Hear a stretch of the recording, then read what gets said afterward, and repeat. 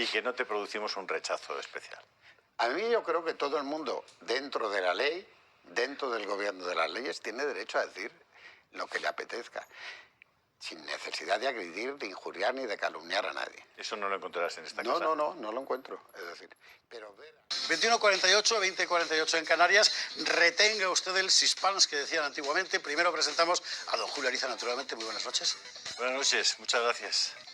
Un placer y un gusto estar aquí en un día pues, que tiene pues, un punto serio de tristeza, de decepción, de desesperanza, por muchas razones, pero siempre hay motivos para la esperanza. Es decir, que seguramente el final de por lo menos de mi reflexión, siempre será algo podremos hacer y algo podremos mejorar. Uno de los motivos fundamentales de esperanza es que haya españoles de todos los hemisferios ideológicos, en este caso, dispuestos a hablar y ver lo que tenemos en común. Y precisamente a esto venía nuestro invitado de esta noche, don Juan Luis Cebrián. Muy buenas noches. Buenas noches. ¿Cómo está usted? Pues muy bien, muchas gracias. Y compartiendo la preocupación, supongo, de Comparto Julio Ariza la después de ese preocupación artículo.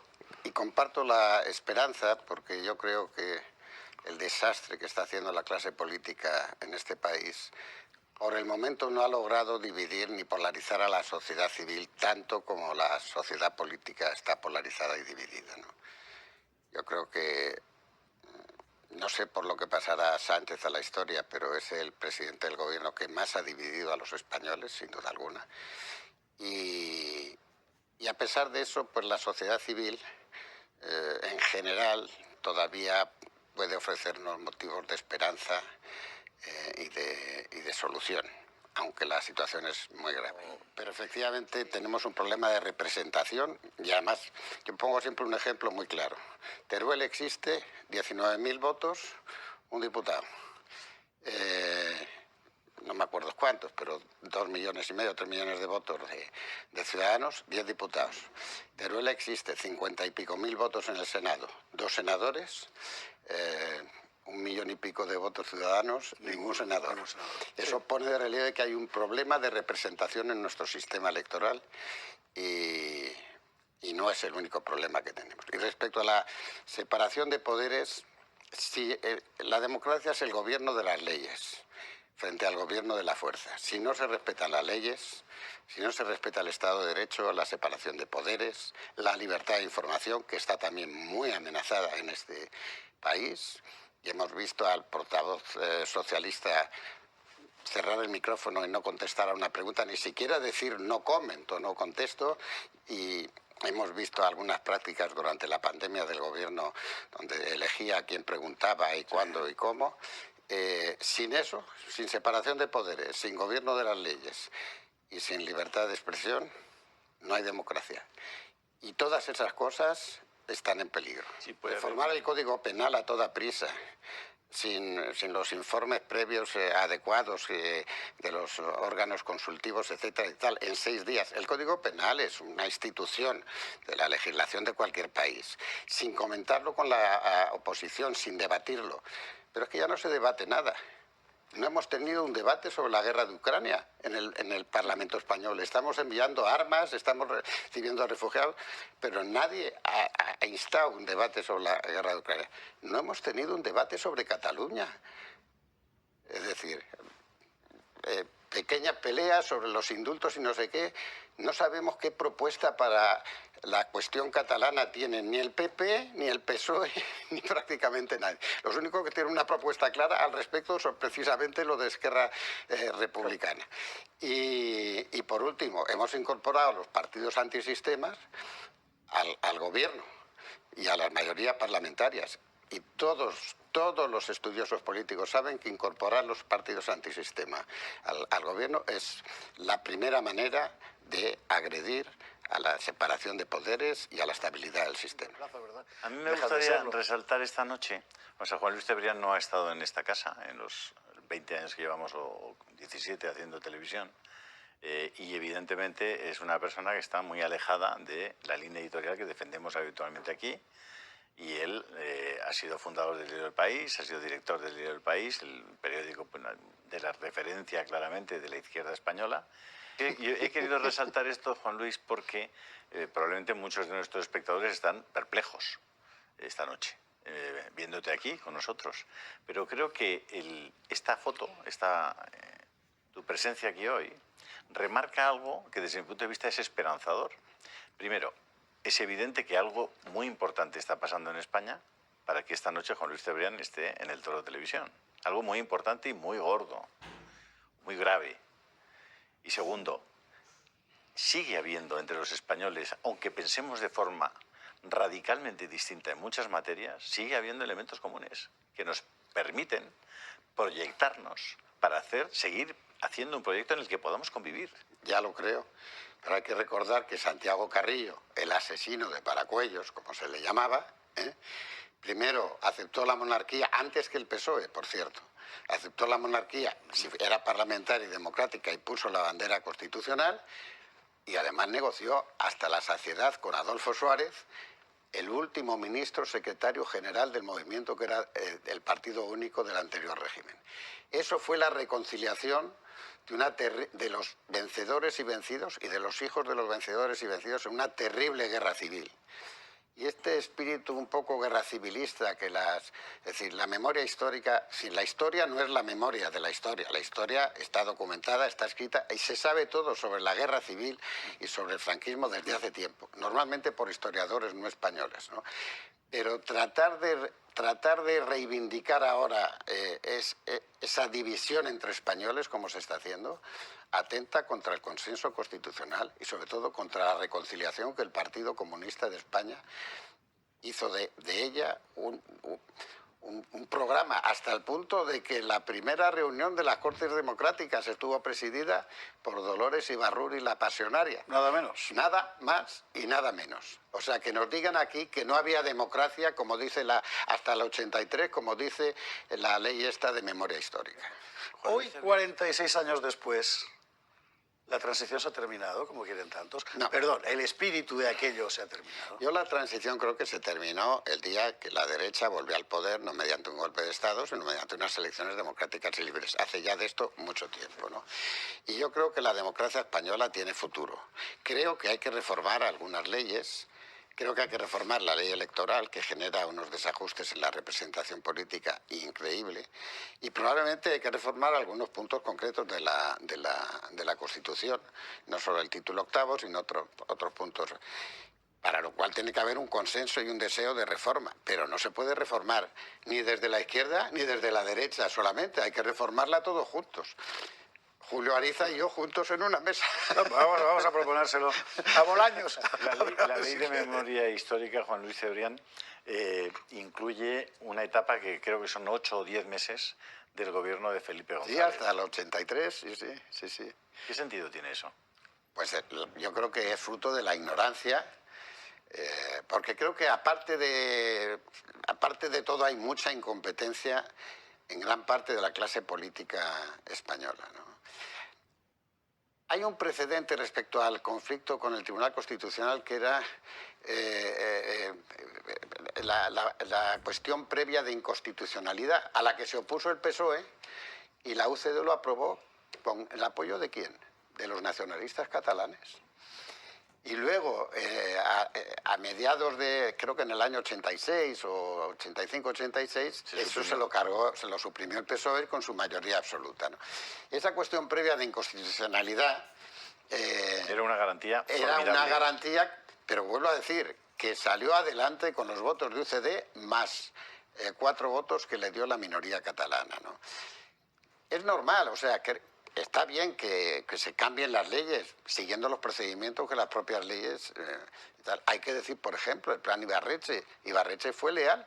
Ibarretxe vino aquí al Parlamento, propuso su plan que tendía hacia la independencia, hacia el referéndum en el País Vasco y tal. Las Cortes Españolas dijeron que no valía y se acabó el problema.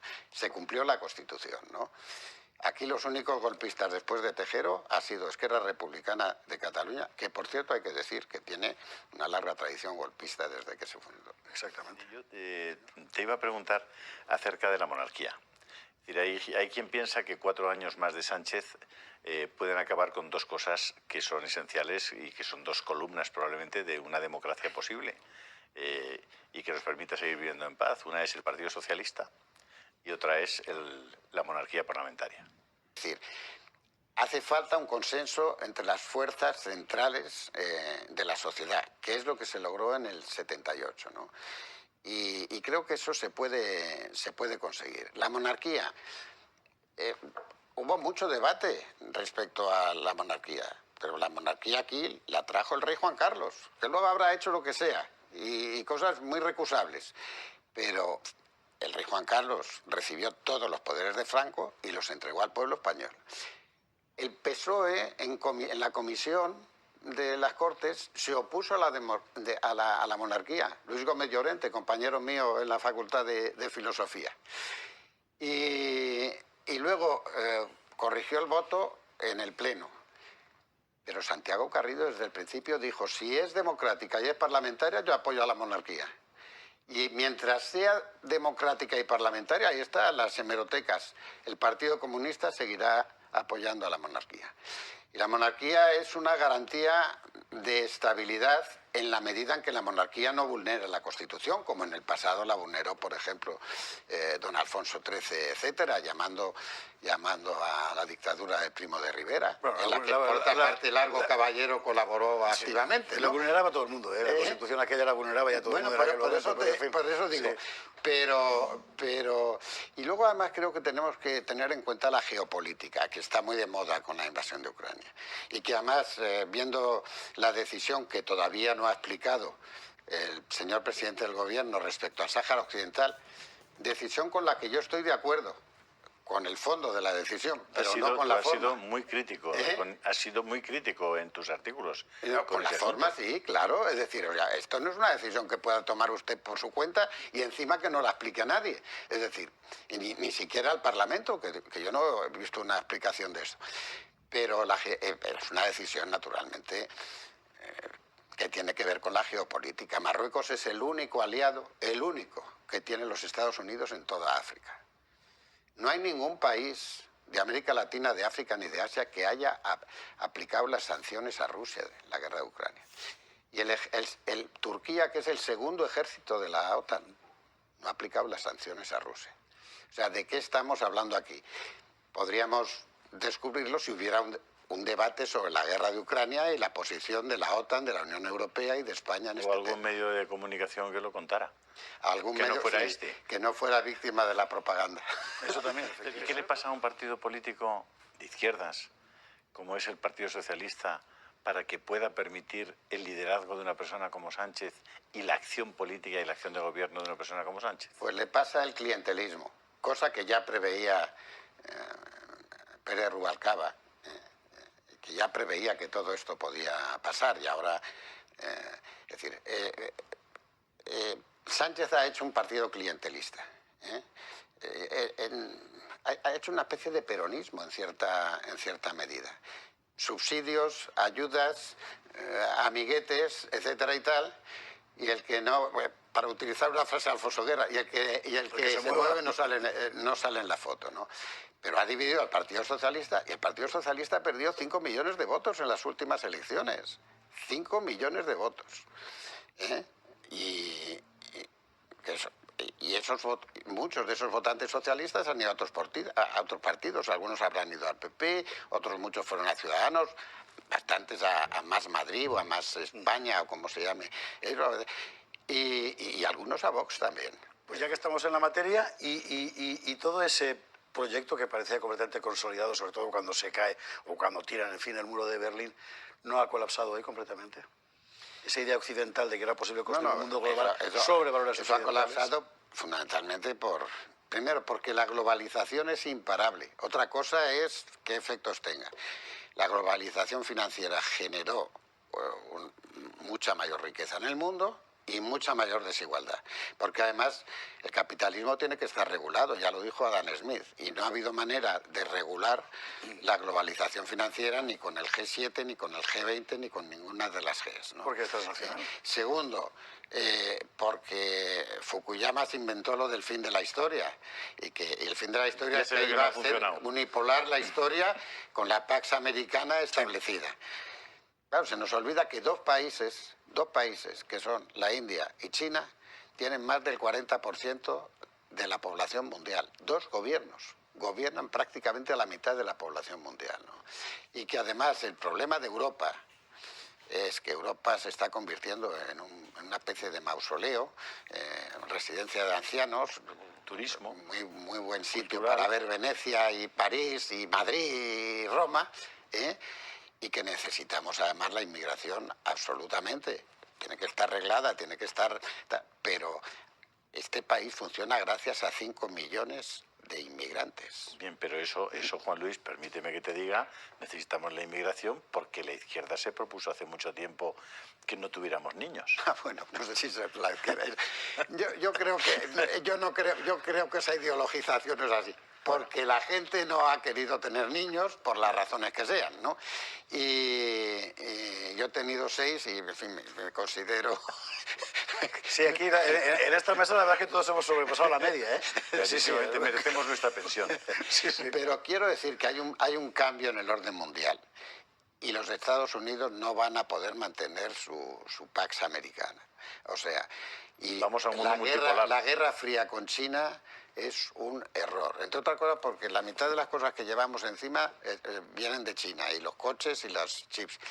Y una cosa muy importante que a mí me han dicho los chinos: el oro y el petróleo del siglo XXI son los datos. Ellos tienen los datos de 1.700 o 1.600 millones de personas. Estados Unidos tiene los datos de 350 millones. Sin los datos europeos, Estados Unidos no puede competir con China respecto al petróleo del siglo XXI.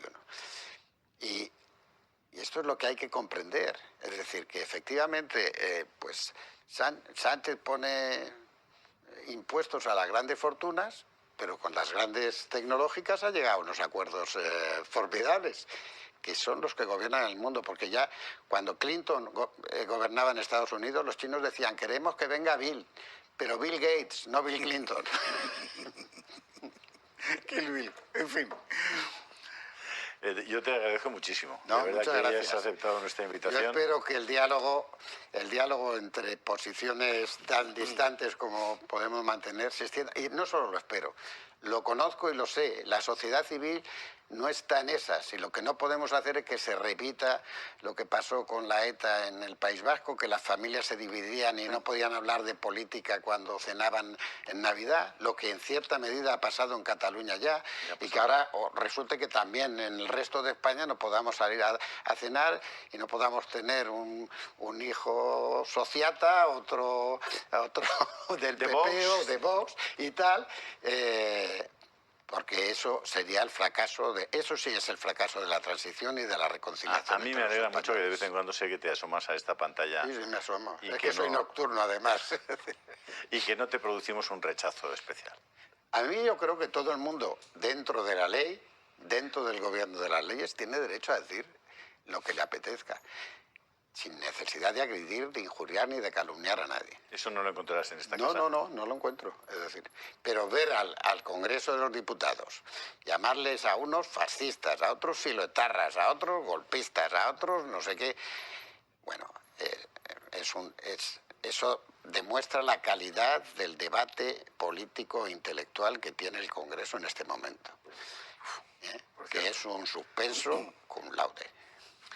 Muy bien, y si quiere usted más, Con fraude. hurgue en el Telegram de Julio y busque la democracia totalitaria, artículo de Juan Luis Cebrián, porque lo fusiló. Seguramente se le van a poner una multa por ello, pero... ¿Quién fusiló el artículo? Tú, tal cual lo No lo pusiste ahí fusilé, la lo copia. puse entero. No, Pues yo eso no lo lo- fusilé, no, yo no lo- soy... lo No, leíste, yo lo no hago copiaste. tesis fraudulentas. No, pero ya lo sé. Pero Lo colgué tal cual para que la gente Exacto, lo viera, porque además... A ver, qué fino hilamos, ¿eh? Aquí hemos defendido hace ya muchos meses que efectivamente existe una democracia para la libertad y una democracia para el totalitarismo. Y eso en la historia es conocido en diversos países y en Hitler diversos... ganó unas elecciones y Mussolini también. Claro, era una democracia para el totalitarismo. Don Juan Luis Cebrián, gracias mil. Muchísimas Muchas gracias por gracias a estar vosotros. aquí esta noche con nosotros en el Gato y esta larguísima conversación. Lo mismo te digo, Julio, para allá Gracias. os despido a ambos dos y nos